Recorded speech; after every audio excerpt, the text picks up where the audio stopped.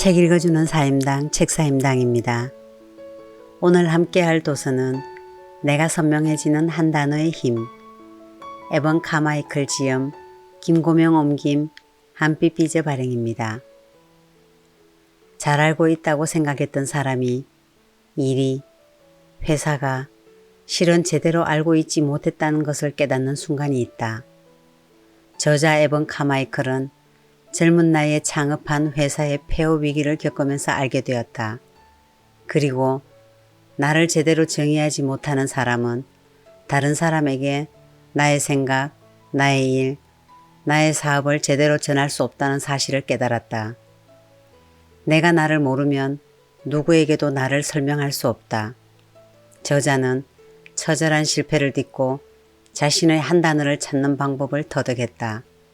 그리고 그 방법을 낱낱이 공개하고 알려주고자 이 책 한 단어의 힘을 썼다.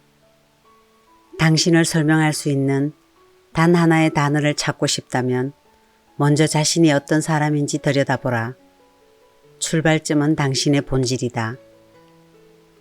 당신의 본질이 담긴 단 하나의 단어를 찾는다면 당신이 인생의 중요한 결정을 내려야 할 때 헷갈리지 않고 올바른 결정을 내릴 수 있도록 당신의 단어가 나침판이 되어줄 것이다. 이제부터 본문으로 들어가도록 하겠습니다. 구독, 좋아요, 알림 설정은 저에게 큰 힘이 됩니다. 뻔한 삶에서 특별한 삶으로. 인생을 막 살 게 아니라면 뻔하게 사는 것은 수치스러운 일이다. 기분 나쁘게 들려도 어쩔 수 없다. 일부러 센 표현을 썼다. 그만큼 중요하기 때문이다. 이 점을 중요하게 여긴다면 당신은 달라질 것이다. 이 점을 중요하게 여긴다면 우선순위를 정하게 될 것이다. 이 점을 중요하게 여긴다면 두려움을 직시하게 될 것이다. 이 점을 중요하게 여긴다면 변명을 그만두게 될 것이다. 뭔가를 정말로 진심으로 중요하게 여긴다면 당신은 어떻게든 그것을 실현할 길을 찾을 것이다. 반대로 이것을 중요하게 여기지 않는다면 당신은 아무것도 하지 않을 것이다. 그냥 계속 지금처럼 살 것이다. 뻔하게 사는 것은 쉽다. 누구나 할 수 있다. 사실 대부분의 사람과 기업이 그러고 있다. 열정을 쫓고 뭔가에 꽂혀서 세상을 바꾸려 하고 중요한 것을 추구하면서 살기는 어렵다. 대부분의 사람과 기업이 그렇게 하지 않기 때문에 대부분의 사업이 뻔하기 짝이 없다. 다 시시하고 재미없다. 이런 것으로는 사람의 관심을 끌 수 없다. 마음을 사로잡을 수 없다. 마음을 사로잡는다는 게 무엇인가? 당신에게 강렬하게 끌리게 만드는 것이다. 친구에게 자꾸 당신의 얘기를 하게 만드는 것이다. 당신 회사의 로고를 문신으로 새기게 만드는 것이다. 그 절반 수준으로만 관심을 끌어도 당신은 경쟁에서 앞서가게 될 것이다. 지금 당장 경쟁자가 가격을 10% 인하하면 당신은 고객을 잃는다. 왜냐하면 당신이나 경쟁자나 어차피 똑같은 상품과 서비스를 팔고 있기 때문이다. 당신을 경쟁자와 차별화하는 요소가 딱히 없기 때문이다. 고객 충성도가 높지 않은 것은 당신이 충성심을 자아내지 못하기 때문이다. 하지만 그런 사람이 당신만은 아니다. 포천 500대 기업 목록은 1950년에 처음으로 작성됐다. 최초의 목록에 올랐던 기업 중에 지금까지 등재되어 있는 기업은 13%에 불과하다. 고작 13%. 나머지 시시한 기업은 있으나 마나한 기업이 되어 종적을 감추었다. 눈에 확 띄는 사업을 시작한 첫걸음이 무엇인지 알고 싶은가? 당신의 사업과 인생을 완전히 딴판으로 바꿔놓을 여정의 출발점은 바로 이것이다. 당신 안의 위대함을 발견하는 것. 당신만 모르는 한 단어의 비밀. 당신에게 비밀을 하나 알려주겠다. 이것은 실로 엄청난 비밀이고 일단 한번 터득하고 나면 생활에서도 사업에서도 어떤 결정이든 한결 쉽게 내릴 수 있을 것이다. 이전에는 도무지 발전이 없었던 영역에서 문이 열리기 시작할 것이다. 비로소 자신이 세상과 싸우고 있는 게 아니라 목적이 있는 삶을 살고 있다는 느낌이 들 것이다. 위대한 리더들은 이 비밀을 이용해 강력한 기업을, 큰 바람을, 의미 있는 변화를 일으켰다. 이제 당신도 그렇게 할 수 있다. 그 비밀이란 당신이 어떤 사람인지를 정의하는 한 단어가 존재한다는 것이다. 당신을 살맛나게 하는 것을 하나로 잇는 한 단어가 존재한다. 당신이 좋아하는 친구, 좋아하는 음악, 좋아하는 책, 좋아하는 영화, 당신이 다니는 회사, 당신이 시작한 사업을 생각해 보자. 무엇이든 좋으니 지금 당신이 좋아하는 것을 모두 생각해 보자. 그런 요소가 모두 하나로 이어져 있다. 그 연결고리가 무엇인지 알아내지 못하면 절대로 잠재력을 발휘할 수 없다. 당신이 좋아하는 노래는 무엇인가? 당신이 과연 좋아하는 친구나 책과 관련이 있을까? 당연히 관련이 있다. 그리고 그 관련성은 단순하고도 강력한 한 단어로 표현될 수 있다. 위대한 사람은 모두 한 단어로 설명될 수 있다. 마틴 루스 킹은 평등, 오프라 윈프리는 마음, 스티브 잡스는 영향력. 그렇다면 당신은 뻔한 인생의 사슬을 끊고 정말로 영향력 있는 사람이 되기를 원한다면 당신의 한 단어부터 찾아야 한다. 당신이 추구하는 어떤 강력하고 중요한 것을 표현하는 단어이다. 무엇을 추구하는가? 1963년 8월 23일 25만 명의 군중이 워싱턴 DC 링컨 기념관에 운집해 마틴 루스 킹의 연설에 귀를 기울였다. 그는 어떻게 그 많은 사람을 끌어모았을까? 그는 이메일 소식지를 돌리지도 않았고 트위터 계정도 없었다. 유튜브 영상을 만들거나 구글 광고를 사용하지도 않았다. 웹사이트도 없었고 페이스북도 이용하지 않았다. 당신은 지금처럼 많은 사람에게 메시지를 전달하고 바람을 일으키기 쉬운 시대가 아니었다. 그런데도 25만 명이란 인파가 모여들었다. 왜? 그가 중요한 것을 추구했기 때문이다. 마틴 루스 킹의 신념은 수많은 사람의 마음을 움직여 행동하게 만들었다. 사람들은 그의 신념이 무척 중요하다고 생각해 자발적으로 그것을 사방팔방으로 퍼뜨렸다. 그의 신념은 그들의 신념이었기 때문이다. 당신도 그렇게 해야 한다. 이게 사업과 무슨 상관이 있느냐고? 당신은 속으로 그게 좋은 거고 정치적으로나 문화적으로 어떤 바람을 일으킬 수 있다는 건 알겠는데 사업과 무슨 상관이 있어? 라고 생각할지 모른다. 여기서 중요한 것은 사람들이 행동하게 만드는 것이다. 다시 말해 사람들의 마음을 뜨겁게 달궈서 그들의 의사결정에 영향을 미치는 것이다. 그렇게 하면 사람들이 마틴 루스 킹의 연설을 듣기 위해 버스로 먼 길을 달려온 것처럼 당신의 웹사이트를 방문하고 당신의 상품을 구입할 수 있다. 하지만 대부분의 기업은 그렇게 하지 않는다. 당신의 사업을 단순히 상품이나 서비스를 판매하는 수준에 그치게 해서는 안 된다. 그것은 실패의 지름길이다. 사람들은 당신에게서 뭔가를 사기 전에 당신이 어떤 사람이고 무엇을 추구하는지 알고 싶어 한다. 당신은 뭔가 중요한 것을 추구하는 사람이어야 하고 당신의 신념은 고객의 신념과 일치해야 한다. 핵심을 담고 본질을 판다. 이 개념만 알아도 당신의 사업이 달라지고 당신을 마케팅하는 방법이 달라진다. 세상에는 3가지 장사법이 있다. 기능 장사, 편익 장사, 본질 장사. 1. 기능 장사. 사업을 처음 시작하는 사람들은 보통 상품이나 서비스의 기능을 앞세운다. 상품과 서비스로 무엇을 제공하는지 구체적으로 말한다. 예를 들면 이런 식이다. 이 이불은 200수 원단을 사용합니다. 이 차의 연비는 리터당 14.5km입니다. 이 전구의 수명은 10년입니다. 2. 편익 장사. 그러다 책을 읽고 동영상을 보고 사람들과 이야기를 나누다 보면 기능이 아니라 편익을 팔아야 한다는 것을 알게 된다.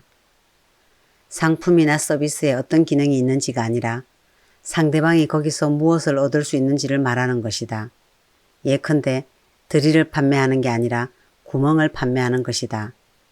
편익 장사를 하면 영업 멘트가 이렇게 바뀔 것이다. 이 이불은 아주 포근해서 잠이 솔솔 옵니다. 이 차를 사면 기름을 자주 안 채워도 되니까 연료비와 시간을 아낄 수 있습니다. 앞으로 전구를 바꿀 일이 없을 겁니다. 오늘날 세계에서 이루어지는 장사의 99%가 기능과 편익 장사다. 쓸데없다고 할 수 없지만 딱히 효율적이지도 않다. 마지막 본질 장사. 기능과 편익은 저리 치워두자. 진짜는 본질을 파는 것이다. 그리고 그 중심에는 당신의 한 단어가 있다. 그 한 단어에 당신이 무엇을 하려고 하는지, 그리고 그게 왜 그렇게 중요한지가 담겨 있다. 돈을 버는 비결. 몇 살이 되기 전에 100만 달러를 벌겠어. 어디서 많이 들어본 소리 아닌가? 대부분의 창업자가 그저 돈을 벌기 위해 사업을 한다. 그래서 실패한다. 남 밑에서 일하는 것에 진절머리가 난 사람들은 왠지 자신이 회사를 차리면 부자가 될 것 같다고 생각한다. 반은 맞다. 세계 최고 부자의 명단을 뽑아서 부모로부터 큰 돈을 물려받은 사람을 제외하면 사실상 사업가만 남는다. 남 밑에서 일해서는 큰 돈을 못 번다. 하지만 돈을 버는 게 유일한 목표라면 절대로 부자가 될 수 없다. 내노라 하는 사업가의 면면을 보면 단순히 돈만 보고 일하는 사람은 아무도 없다. 그들은 판을 바꾸려고 한다. 그들은 세상에 영향을 미치려 한다. 그들은 유산을 남기려고 한다. 사업가로 성공하려면 자신이 열렬히 사랑하는 일로 사업을 하고 자신의 한 단어를 경영 철학으로 삼아야 한다. 물론 당신의 회사가 자선단체는 아니다. 때문에 돈은 분명히 중요한 요소이다. 이윤을 창출하고 재산을 모아야 한다. 하지만 돈이 최고는 아니다. 스티브 잡스가 어떻게 부자가 됐는지 한번 보자. 세상에 족적을 남기는 사람의 비밀. 스티브 잡스는 우주에 족적을 남기기 원했다. 그는 이미 20대 초반에 평생 쓰고도 남을 돈을 벌었다. 마음만 먹으면 바로 은퇴해서 파티를 즐기고 세계여행을 다니고 프로 스포츠 구단을 인수하고 하여튼 뭐 다 할 수 있었다. 그런데 그는 무엇을 했을까? 계속 애플에 남아서 일했다. 스티브 잡스는 세상을 떠나기 직전까지 우주에 족적을 남길 프로젝트에 몰두했다. 혹시 지금 이런 생각을 할지도 모르겠다. 그걸 말이라고. 나도 10억 달러가 있으면 우주에 족적을 남길 수 있다. 이게 바로 당신이 성공하지 못하는 이유이다. 물론 아직 성공하지 못했다는 뜻이다. 스티브 잡스는 억만장자가 된 후에야 세상에 영향을 미쳐야겠다고 마음먹은 게 아니다. 세상에 영향을 미치려고 했기 때문에 억만장자가 될 수 있었다. 이제 좀 감이 잡히는가? 본질이 먼저고 돈은 그 뒤에 따라온다. 스티브 잡스만 그런 게 아니다. 이 원칙은 세계 굴지의 사업가에서 공통으로 발견된다. 그러므로 이 원칙을 따르면 당신도 상상을 초월하는 목표를 달성할 수 있다. 위대함에 대한 당신의 사고방식이 당신의 한 단어로 이어지고 그 한 단어를 토대로 당신은 중요한 것을 추구하며 본질을 판매하여 큰 돈을 벌게 된다. 이게 바로 사업 성공의 근간이다. 너 자신을 알라고? 대부분의 사람이 타인의 꿈을 쫓느라 인생을 낭비한다. 그들은 타인의 사고가 낳은 산물을 받아들임으로써 자신을 감옥에 가둔다. 그들은 타인의 견해에 자기 내면의 목소리가 짓밟히는 것을 방치한다. 어쩌면 당신은 지금까지 너무 많이 짓밟혀서 이제는 자신의 꿈이 꽃을 피울 기회를 얻기도 전에 스스로 그것을 짓밟아 버리고 있을지 모른다. 스스로 조그만 놈이 되어버린 것이다. 이제 당신을 재발견해야 할 때다. 당신 인생의 주체는 바로 당신이다. 성공을 원한다면, 목표를 달성하고 싶다면, 의미 있는 인생을 살며 큰 영향력을 발휘하고 싶다면, 먼저 자기 안으로 깊이 들어가 자기 자신을 알고 자신의 한 단어를 찾아 새롭고 바람직한 방향으로 진로를 힘차게 바꿔야 한다. 어떤 사람은 자신의 한 단어를 식은 죽 먹듯 순식간에 찾아낸다.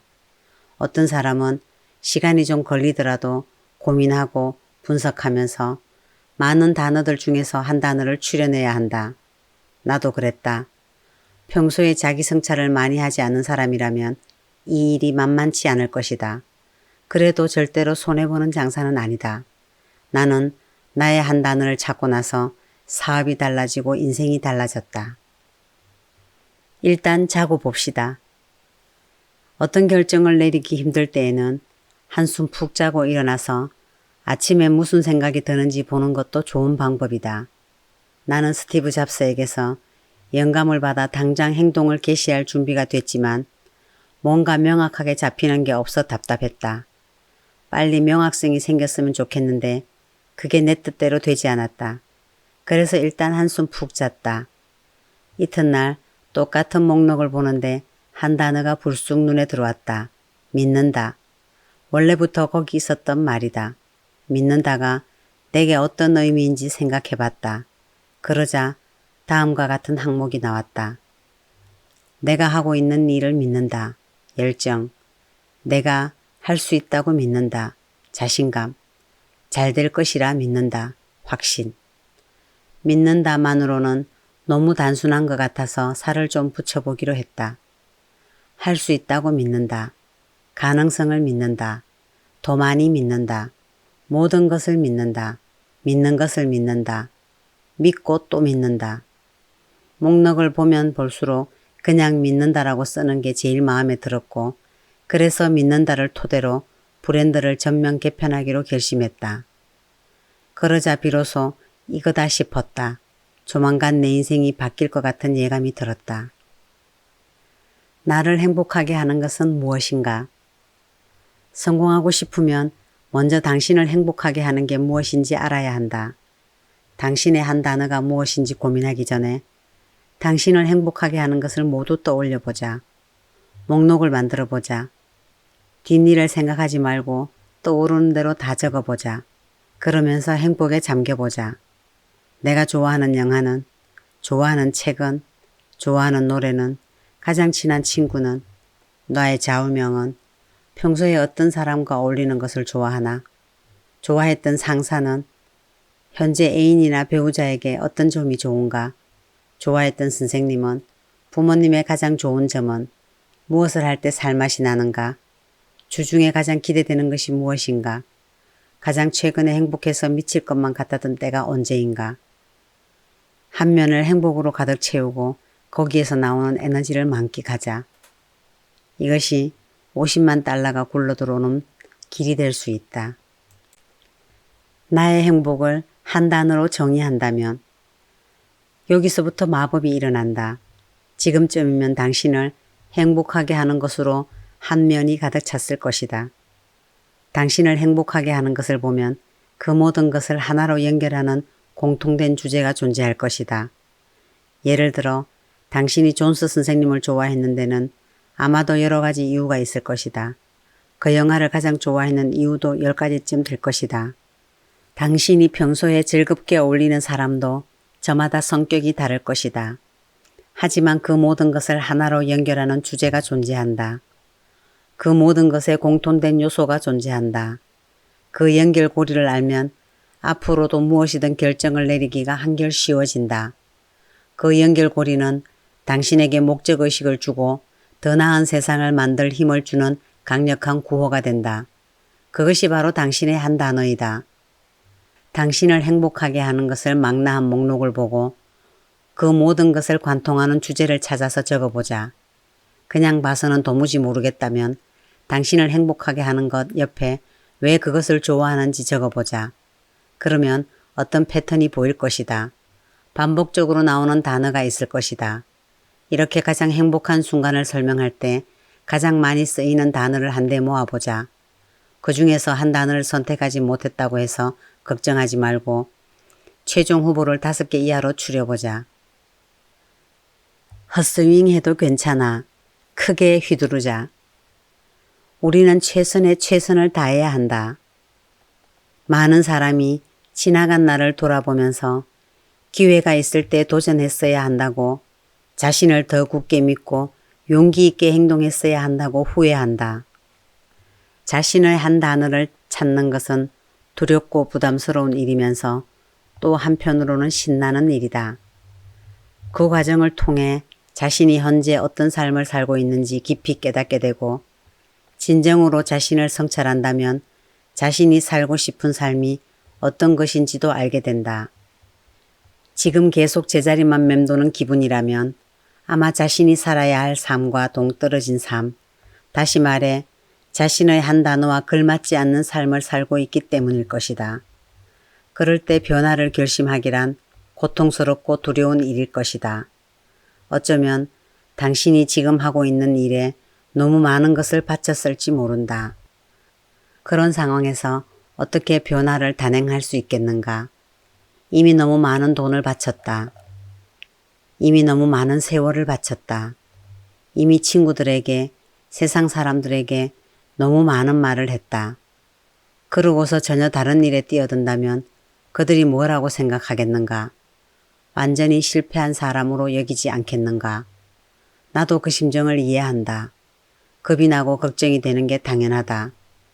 그럴 때는 억지로 무섭지 않은 척 할 게 아니라 두려움을 있는 그대로 받아들여야 한다.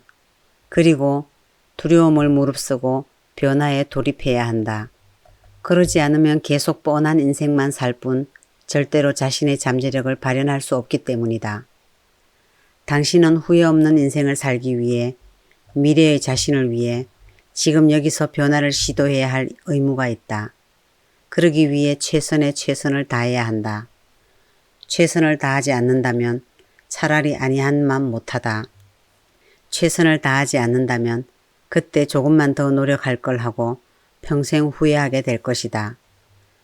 자기 자신답게 살기 위해 각고의 노력을 기울이지 않는 것을 평생 후회하게 될 것이다.